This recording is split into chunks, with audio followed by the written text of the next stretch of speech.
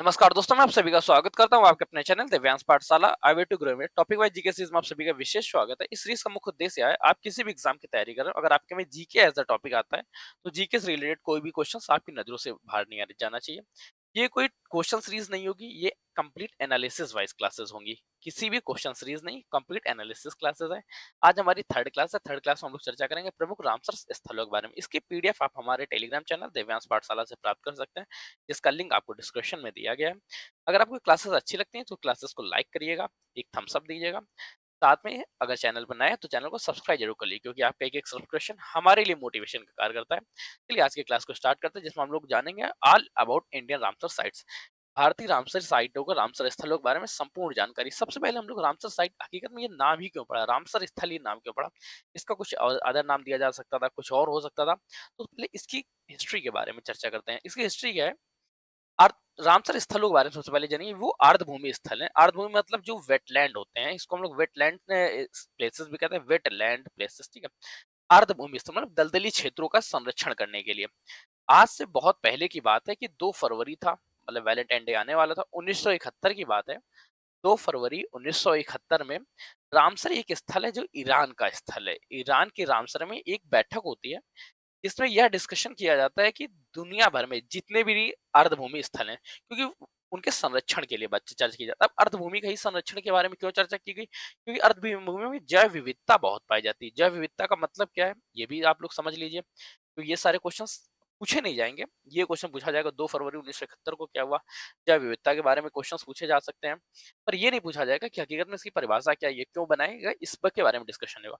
जैव विविधता क्या है, जैसे कोई एक ये पर्टिकुलर क्षेत्र है, इस पर्टिकुलर क्षेत्र में स्पेसीज ए, स्पेसीज बी, स्पेसीज सी, स्पेसीज डी, मतलब कुछ पेड़ पौधे में अलग अलग प्रजातियां हैं, साथ में जीव जंतुओं में बहुत ज्यादा प्रजातियां हैं। तो दलदली क्षेत्रों में इनका संगठन बहुत ज्यादा पाया जाता है, बहुत ज्यादा जैव विविधता पाई जाती है।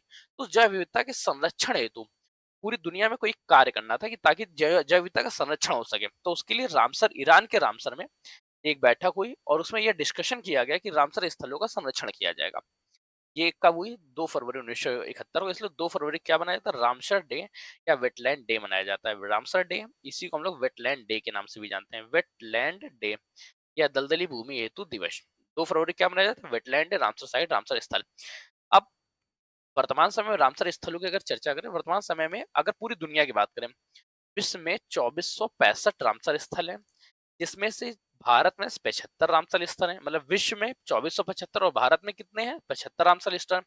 विश्व में 2465 रामसर स्थल है और भारत में 75 रामसर स्थल है। 2465 में से जो पहला रामसर स्थल था वो याद रखिएगा, कोबोर्ग प्रायद्वीप, ऑस्ट्रिया। ये आपसे पूछा जा सकता है कि विश्व का पहला रामसर स्थल कौन सा था। तुरंत आपको याद रखना है कि ऑस्ट्रेलिया में है, कोबोर्ग प्रायद्वीप ऑस्ट्रेलिया का। तो भारत में पहले के बारे में चर्चा करें, भारत में पहला था चिल्का, जो कि उड़ीसा में है। इसके साथ ही दो को, एक केवलादेव पक्षी अभ्यारण्य को भी दर्जा दिया गया था। और क्वेश्चन में आपसे ज्यादातर ऑप्शन में आता है कि चिल्का, चिल्का झील जो है, चिल्का झील आती है, और केवलादेव पक्षी अभ्यारण्य कम पूछा जाता है, ठीक। कंफर्म हुआ किस बारे में चर्चा की। सबसे पहले रामसर स्थल क्या है, कमेंट करके बताइए। इसका गठन कब हुआ, 2 फरवरी 1971, कहाँ, ईरान के रामसर स्थल में। रामसर डे या वेटलैंड डे का मनाया तो वो कंफर्म होगा। विश्व में कितने रामसर स्थल हैं, 2465 है। भारत में कितने, 75, जिसमें से विश्व का अगर प्रथम के बारे में चर्चा करें, विश्व में प्रथम है कोबोर्ग प्रायद्वीप जो ऑस्ट्रेलिया में, और चिल्का भारत का प्रथम है और केवलादेव भारत का सेकंड है। दोनों के सर ये कंप्लीट डिटेल है, इनको आप नोट कर सकते हैं अगर आप चाहें तो। यहाँ संधि 1975 से लागू होती है और 2 फरवरी 1971 ईरान के कैस्पियन सागर के तट पर स्थित रामसर शहर में अर्धभूमि के संरक्षण हेतु एक संधि होती है, उसके बारे में 75 रामसर स्थल है। अब हम रामसर स्थलों की सूची के में अध्ययन करेंगे, स्टेट वाइज, मतलब राज्यवर वाइज हम लोग अध्ययन करेंगे कि प्रत्येक राज्य में कितनी है। सॉरी। सबसे पहले हम लोग चर्चा करते हैं उन राज्यों के बारे में जिनमें एक एक रामसर स्थल है। ये बहुत ज्यादा आपसे ये कंप्लीट एनालिसिस करते हैं। विश्व अर्धभूमि दिवस या वेटलैंड डे कब मनाया जाता है, 2 फरवरी को मनाया जाता है। तमिलनाडु, हाँ एक और पॉइंट, तमिलनाडु भारत में सबसे ज्यादा रामसर स्थल है, 14। तमिलनाडु के बाद यूपी का आता है, यूपी में 11 रामसर स्थल है। दोनों ऑप्शन याद रखिएगा। अगर आप यूपी के एग्जाम की तैयारी कर रहे हैं तो ये जरूर याद रखिए, यूपी में 11, वो सारे 11 नाम जिनके बारे में हम लोग आगे चर्चा करेंगे वो कंप्लीट पढ़ लीजिएगा, वो मत भूलिएगा। अब हम लोग चर्चा करते हैं एक, सबसे पहले आंध्र प्रदेश। आंध्र प्रदेश में एक है जिसे कोलेरू झील कहते हैं। मणिपुर में लोकटक झील। अरे मणिपुर का लोकटक झील है, ये बहुत ज्यादा फेमस हो जाता है अन्य पर्पज से भी। मिजोरम का पाला भूमि स्थल, त्रिपुरा का रुद्र सागर, रुद्रसागर झील कहाँ पड़ती है? त्रिपुरा में। उत्तराखंड का आसन अर्धभूमि स्थल आसन वेटलैंड एरिया। और बिहार की बात करें तो बिहार का कबरताल, गोवा के बारे में चर्चा करें, गोवा का नंदा झील।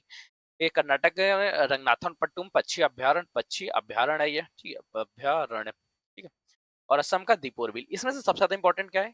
मणिपुर, लगातार एग्जाम में बहुत पूछा गया, हो सकता है आपको भी पूछा जाए। त्रिपुरा, बिहार, असम, ये लगातार कंप्लीट किए जाते हैं। त्रिपुर को हिंदी में वो गहरा बील भी लिख देता है, कुछ पेपर्स में, एसएससी के एक पेपर में उन्होंने त्रिपुर की जगह गहरा झील लिख दिया था, डीपोर, वो ट्रांसलेशन एरर थी सिर्फ, ठीक। याद रख लीजिए फिर भी।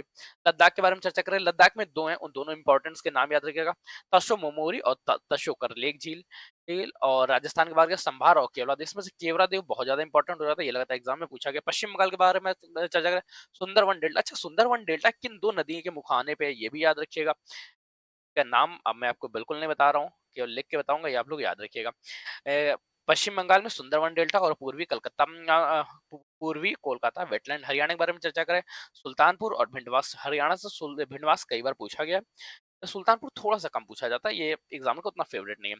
पर राजस्थान का केवला तो एकदम कंफर्म रखिएगा, याद रखिएगा, भूलिएगा नहीं। अब हम लोग चर्चा करते हैं हिमाचल प्रदेश। हिमाचल प्रदेश का रेणुका वेटलैंड, पैंगबोंद और चंदेरटल। रेणुका पूछा गया, पैंगबोंद पूछा, चंदेर बहुत कम आया है। केरल के बारे में चर्चा कर रहे हैं, वेम्बनाड, अष्टमुखी और संस्थानम कोट्टा झील। गुजरात के बारे में चर्चा करें, होल, पक्षी अभ्यारण्य, बंधवाना वेटलैंड, खिजी आबादी और नल सरोवर। देखिए, इनमें से मैं कुछ में कर गया रहा हूँ, कुछ में मैं आपको टिक लगा देता हूँ। वो टिक्स जिन पे, जैसे वेबनांड हो गया, अष्टमुखी हो गया, होल झील हो गया, नल सरोवर हो गया, इनको आप लोग याद रखिएगा, बाकियों को बस सिर्फ नजर से देख लीजिएगा, भूलना नहीं है। अगर आप लोग चार ऑप्शन आएंगे, चार में से एक आप लोगों का सही हो जाएगा, बस इस क्लास को आप दो बार देख लीजिएगा, दो बार देखते ही आपका पूरा सोल्यूशन मिल जाएगा। चलिए आगे हम लोग चर्चा करते हैं मध्य प्रदेश। मध्य प्रदेश का भोज वेटलैंड और सिरपुर अर्धभूमि, ये दोनों बहुत ज्यादा पूछे गए। साक्ष सागर और यशवंत सागर। यशवंत सागर के साथ यशवंत सागर डैम भी याद रखिएगा, वो भी मध्य प्रदेश का। ये दोनों ऑप्शंस लगातार आपसे पूछा है। महाराष्ट्र के बारे में चर्चा करें, महाराष्ट्र का नंदूर, मधमेश्वर, नासिक, लोनार झील और ठाणे क्रीक। ठाणे क्रीक एक विवाद रेखा भी है, जिसके बारे में चर्चा हम लोग किसी अदर क्लास में कर लेंगे, नाइट के बैच में रहेगा, ठीक है। ठाणे की जल विवाद क्या है, उसके बारे में भी चर्चा करेंगे। नासिक, लोनार जिले में नंदुर मदन। अगर आप इसके पीडीएफ चाहते हैं तो पीडीएफ आपको कहाँ मिलेगी? हमारे टेलीग्राम चैनल पे। टेलीग्राम चैनल का लिंक आपको डिस्क्रिप्शन में मिल जाएगा। चैनल पर नए हैं तो चैनल को सब्सक्राइब जरूर कर लीजिएगा, अगर आपको ये जानकारी अच्छी लगती है। आगे अच्छी क्या लगेगी, आपकी एग्जाम्स में पूछा जाएगा तो आपको अच्छी लगने ही पड़ेगा। जम्मू कश्मीर की चर्चा करें, जम्मू कश्मीर का वुलर झील हो गया, आइगम वेटलैंड हो गया, शालगुम वेटलैंड, सूरी सागर, मानसागर और हुकेर वेटलैंड। ये कंप्लीट डाटा इसलिए याद कर लीजिए क्योंकि ये अभी नए बने हैं। इससे पहले क्या था, ये जम्मू एंड कश्मीर में आते थे, लद्दाख से अलग नहीं थे, अब लद्दाख से अलग होकर ये बने, इस वजह से याद रखिएगा। लद्दाख में एकमात्र, वो भी याद कर लीजिएगा। फिर हम लोग चर्चा करते हैं उड़ीसा। उड़ीसा का चिल्का झील सबसे पहला बना था, टम्पोरा झील, Hirakud reserve, Satkosia, Ramsagar, Bhitarkanika mangrove one क्षेत्र है उड़ीसा का। अब उड़ीसा के बाद हम लोग चर्चा करते हैं पंजाब का। हरिके झील, कंजकी झील, रोपड़ और रोपड़ अलग है, रोबर वेटलैंड्स एरिया और Keshopur wetland area, Miani community reserve, Nangal वन्यजीव अभ्यारण्य और रूपनगर। इसके बाद हम लोग चर्चा करते हैं, पंजाब से आगे बढ़ते हैं थोड़ा सा उत्तर प्रदेश के लिए। उत्तर प्रदेश में 11 है और ये 11 नाम याद रखिएगा अगर आप यूपी का एग्जाम है। सबसे पहले रायबरेली पक्षी अभ्यारण्य और उन्नाव शमन पक्षी अभ्यारण्य, ये दोनों लेखपाल के एग्जाम में आए थे। कोंडा सराई आपको जूनियर असिस्टेंट के एग्जाम में मिला था। मैनपुरी आरओ के एग्जाम में से पहले जो हुआ था उसमें। इटावा, सुर सरोवर, आगरा, हैदरपुर, बखीरा, ब्रजघाट और ऊपरी गंगा नदी। ऊपरी गंगा नदी मिलान के रूप में था लेखपाल में ही, ये काफी ज्यादा फेमस हो जाता है। और हरदोई समझपुर पक्षी अभ्यारण्य, अरे और याद कर लो यार, अगर आप यूपी का एग्जाम दे रहे हो, यूपी में तो ये 11 नाम आपको याद होने चाहिए विद लोकेशन के साथ। इसकी लोकेशन की क्लासेस आपको उत्तर प्रदेश की क्लास में होगी, यूपी की क्लास जल्दी आपको इसी चैनल पर स्टार्ट होने वाली है। फिर एक छोटा सा ट्रिप, उस ट्रिप के कंप्लीट होते ही आप लोग को यूपी की सारी क्लासेस, यूपी जीके और कंप्यूटर दो और कवर कराए जाएंगे, जिसमें आपको कोई भी नॉलेज, कोई भी क्वेश्चन आपका बाहर नहीं जाएगा। तमिलनाडु में सर्वाधिक है, इसलिए इसमें कुछ नाम याद है, जैसे मन्नार की खाड़ी, वेम्बनार वेटलैंड, वेदांगल पक्षी अभ्यारण्य, पिरवच्चम मैंग्रोव, किरकिकली पक्षी अभ्यारण्य, किरकिकली पक्षी अभ्यारण्य और कांजीपुरम पक्षी अभ्यारण्य, सुचिंद्रम वेटलैंड। ये वो हैं जो कंप्लीट आपसे पूछे जाते हैं। इसके साथ अब उन 10 के बारे में चर्चा करते हैं जो हाल ही में जोड़े गए।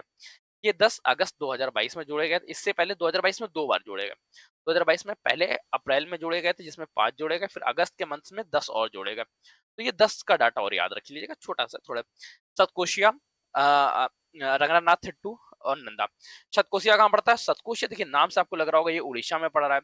रंगानाथू कर्नाटक का है, नंदा गोवा का है, सिरपुर पक्षी अभयारण्य मध्य प्रदेश का और तमिलनाडु की चर्चा करें। कुंटनकुलम, मन्ननार, बेम्बनार वेटलैंड, वेल्लोर, वेदांगनम और उदयमर्थानपुर। ठीक, कंफर्म हो गया। सर्वाधिक कहाँ पे है? तमिलनाडु में। सर्वाधिक कहाँ है? तमिलनाडु में। कितने हैं? 14। सेकंड नंबर पे कौन आता है? यूपी। यूपी में कितने हैं? 11। इसके साथ ही आज हम लोगों ने चर्चा की रामसर स्थलों के बारे में। रामसर स्थल की स्थापना को कब हुई? आप लोग कमेंट करके बताइएगा वेटलैंड डे कब मनाया जाता है, वेटलैंड डे, और वेटलैंड डे 2023 की क्या थीम थी। एक क्लास में हम लोग कंप्लीट डेज और थीम्स कर रहे हैं। मॉर्निंग की क्लास में अभी हम लोग कवर करते हैं कि आपका जो करंट अफेयर्स की क्लासेस है उसको कवर कर रहे हैं। करंट अफेयर्स की क्लास में हम लोग डे वाइज कंफर्म कर रहे हैं, एक दिन एक वीक। अभी हम लोग ने चर्चा की 1 से 7 के बारे में, कल हम चर्चा करेंगे 8 से लेकर 15 के बारे में। ये कल की क्लास मंडे को होगी। ये थोड़ा-सा क्लिच है आप लोगों के लिए। अगर आप यहाँ तक बने रहे तो आपका विशेष धन्यवाद। सेशन को लाइक करिए, अपने दोस्तों को शेयर करिए, चैनल पर नए हैं तो चैनल को सब्सक्राइब जरूर कर लीजिएगा। क्योंकि आपके एक-एक सब्सक्रिप्शन हमारे लिए मोटिवेशन का कार्य करता है। आप अपने व्यूज़ को कमेंट करके बताइएगा।